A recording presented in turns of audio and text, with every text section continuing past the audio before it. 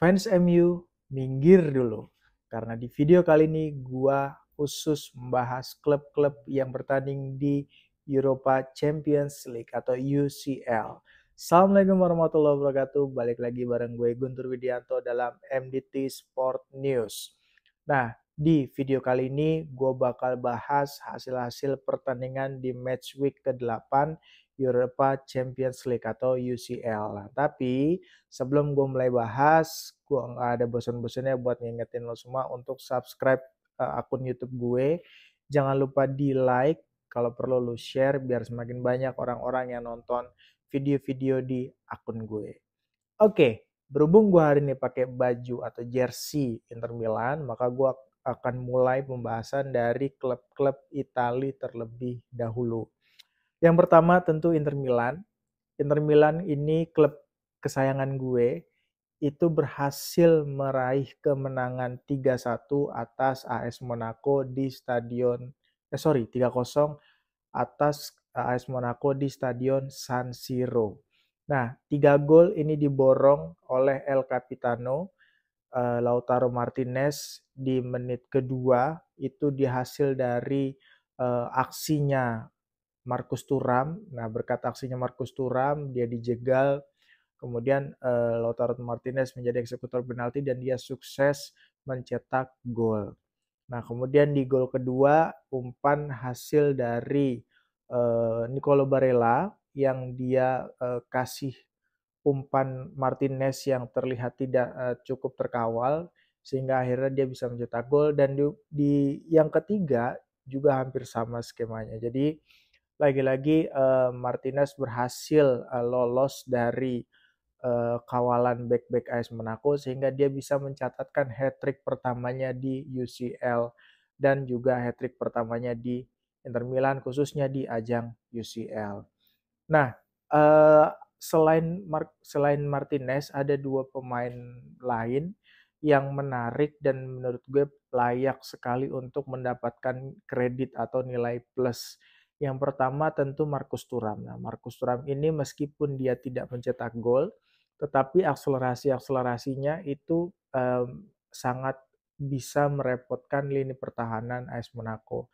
Sehingga apa? Sehingga pertahanan Monaco ini menjadi terpecah fokusnya yang tadinya hanya berfokus terhadap Martinez saja. Kemudian karena dia Marcus Thuram akhirnya mau nggak mau mereka membagi fokus mereka sehingga semakin banyak ruang-ruang yang dimiliki oleh Martinez untuk mencetak gol. Bahkan ada peluang Arnautovic juga di situ, ada peluang Di Marco juga. Nah, itu semua serba karena Marcus Thuram ini rajin membuka ruang. Jadi ruang itulah yang kemudian dimanfaatkan oleh Martinez dan second line-nya dari klub Inter. Nah, kemudian yang berikutnya juga yang patut diapresiasi yaitu penampilan dari Nicolo Barella.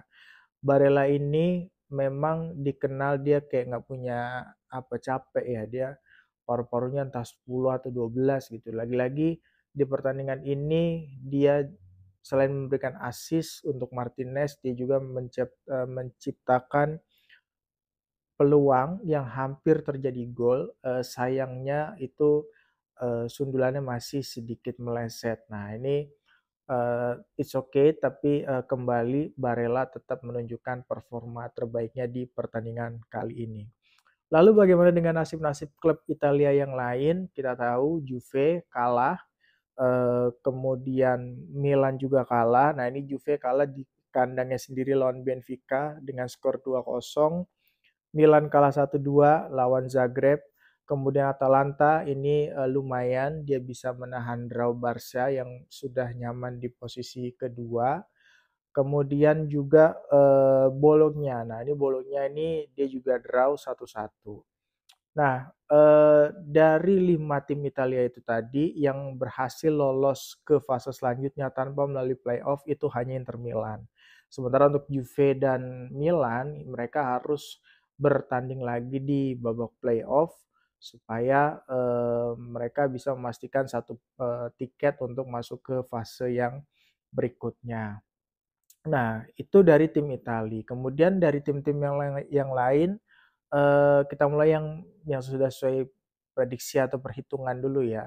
Misalnya kayak PSG menang 4-1, ini artinya PSG berhak lolos ke fase playoff karena dia 3 pertandingan berturut-turut dia, kemarin berhasil menang. Kemudian ada Dortmund, itu juga menang lawan, Shakhtar Donetsk dengan skor 3-1. Dortmund juga lolos, dia masuk playoff karena berada di posisi ke-10.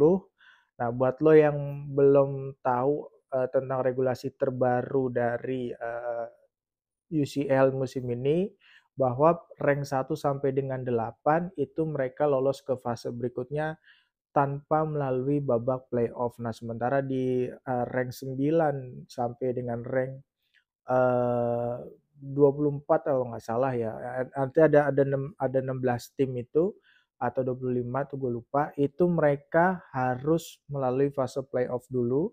Nah, nanti yang menang itu nanti akan bertemu lagi dengan tim peringkat 1 sampai dengan ke-8. Nah, Dortmund, PSG masuk ke fase playoff. Artinya mereka harus bertanding dulu supaya mereka bisa bertemu dengan peringkat 8 teratas sebelumnya.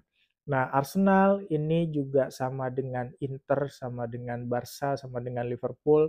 Dia lolos tanpa melalui babak playoff karena dia kemarin juga berhasil menang lagi lawan Girona dan dia duduk di peringkat ketiga atau satu rank di atasnya Inter, di bawahnya Barca dan Liverpool. Artinya dia tidak perlu mainkan laga playoff. Kemudian Madrid DNA UCL ini juga yang tadinya sempat di papan bawah, dia berhasil merangsek dan lolos ke playoff. Dia duduk di posisi 11 karena berhasil menang 3-0 di kandang Brest lewat 2 golnya Rodrigo dan satu lagi gol dari Bellingham. Sementara Atletico Madrid dia menang 4-1 di kandang Salzburg. Ini Atletico Madrid ini sama dengan Inter, sama dengan Arsenal, sama dengan Barca dan Liverpool. Dia lolos tanpa melalui fase playoff terlebih dahulu karena Atletico ini berada di posisi ke-5. Sementara Salzburg harus gugur. Munchen. Nah, ini Munchen juga dia menang 3-1 lawan Slavia Bratislava. Munchen juga masuk ke playoff karena poinnya tidak masuk ke rank 1 sampai 8. Jadi dia harus bertanding sama dengan PSG, sama dengan Madrid, banyak tim-tim besar di sana. Nah, ini yang menarik. Ada kejutan-kejutan di match day ke-8 di mana Liverpool yang semula kita prediksi bisa meneruskan tren positifnya, ternyata harus kalah melawan PSV Eindhoven di kandangnya PSV dengan skor 2-3. Meskipun Liverpool sempat unggul terlebih dahulu lewat penaltinya Gakpo di menit ke-28, tapi di menit ke-35 Bakayoko berhasil menyamakan kedudukan 1-1. Kemudian 39 Elliot membawa Liverpool unggul lagi. Tapi di menit 45 lagi-lagi Ismail Saibari ini berhasil menyamakan kedudukan.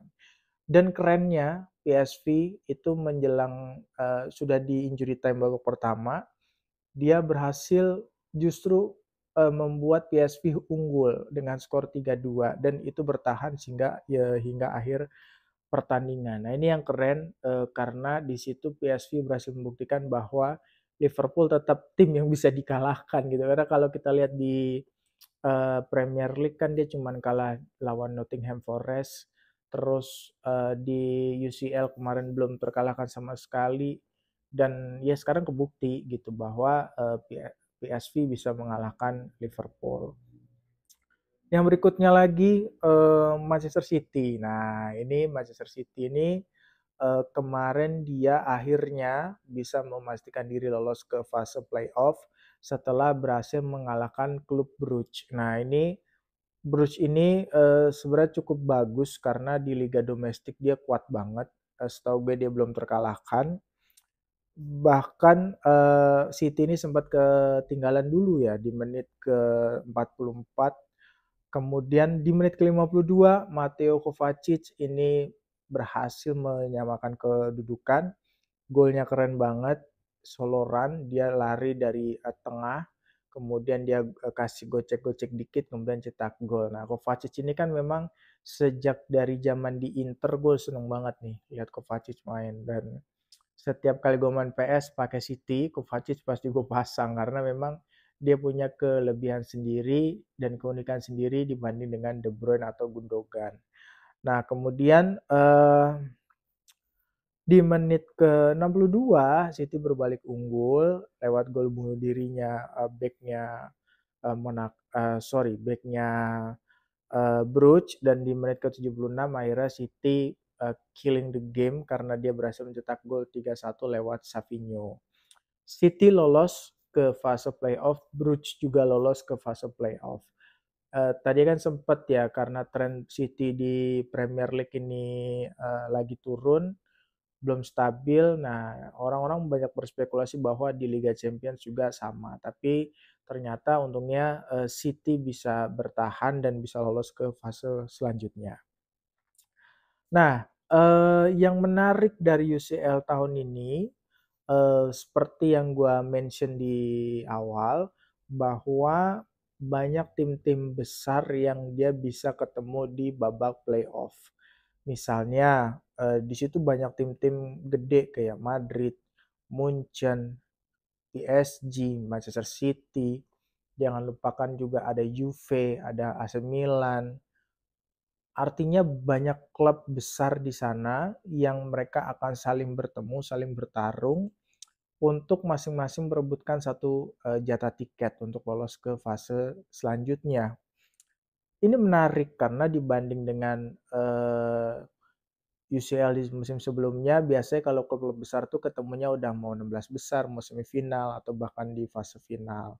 Nah, kemudian untuk tim-tim yang tidak harus melalui fase playoff, katakanlah di sini ada Liverpool, Barcelona, Arsenal, Inter, Atletico Madrid, Leverkusen, Lille, dan Aston Villa. Ini juga menguntungkan. Kenapa? Karena satu, income mereka gede banget dari UCL musim ini. Misalnya kayak Inter kalau gue nggak salah, gue baca artikel dia sudah dapat 87 juta pounds atau euro gitu, dan itu hanya dari hasil-hasil pertandingan di UCL.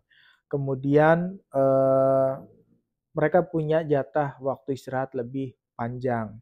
Kenapa? Karena mereka nggak harus main playoff dulu.